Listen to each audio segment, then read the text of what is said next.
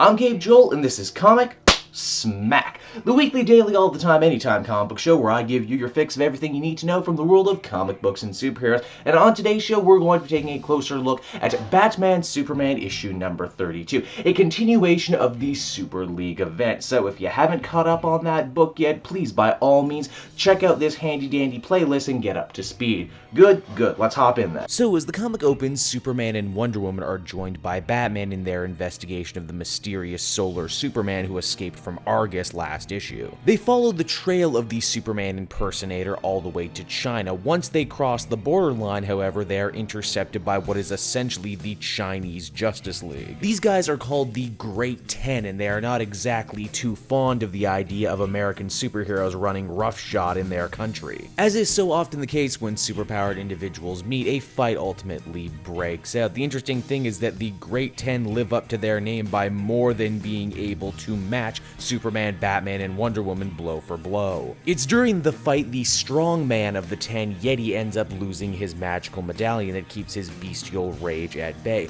Luckily, Batman realizes this and gets the medallion back to him before Yeti can hurt any of his own teammates. Realizing that if they were up to no good, they wouldn't have stopped to help them, the Great 10's leader decides to help Batman, Superman, and Wonder Woman in tracking down Dr. Omen. Apparently, Omen is also sought for crimes in her own country, so the Great 10 are more than happy to cart her off, but not before she explains what she's been doing with Superman's blood. It would seem this mad scientist wanted to take Superman's solar flare ability and tie it to a physical form. So far, these experiments have been nothing short of disastrous, with the cloned bodies lasting only about a week's time before dying. And figuring that he has very little time left, the solar Superman imposter bursts out of his tube and makes a run for it. The 10 tells the Trinity that they'll deal with Dr. Omen and see that she's punished for her crimes, but that they better go after the solar Superman right now before an international incident gets started. Now, I wonder, if you were a crazy clone who thought you were the real Superman and knew you only had a short amount of time to live, where would you go first?